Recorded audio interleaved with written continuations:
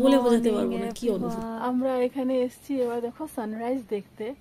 এত সুন্দর দৃশ্য, এত সুন্দর দৃশ্য, আমার ক্যামেরায় ধরা পড়ছে না, সামনে থেকে দেখলে বুঝতে পারতে।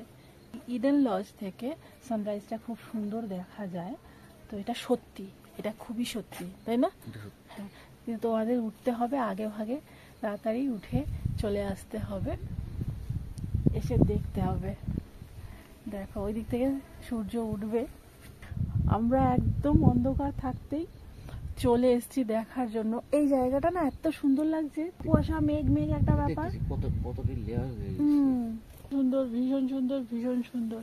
তোমরা হয়তো ভাববে আমি ওভার এক্সাইটেড হয়ে যাই, কিন্তু এটা দেখ মানে এক্সাইটেড হওয়ার মতন। আমাদের ত্রিপুরায় যে এত সুন্দর দৃশ্য আছে, যারা আসনি এখনো তারা না দেখলে বুঝতে পারবে না। বন্ধ করে দেওয়া হয়, কিন্তু ভোরবেলা আবার খুলে দেওয়া হয়। তো অপেক্ষা করছিলাম, ভোরবেলা যেই শুনেছি আওয়াজ অমনি ছুটে ছাদে। আলো হয়েছে বেশ, এখন অনেক লোকের ভিড়ও হয়ে গেছে ছাদে।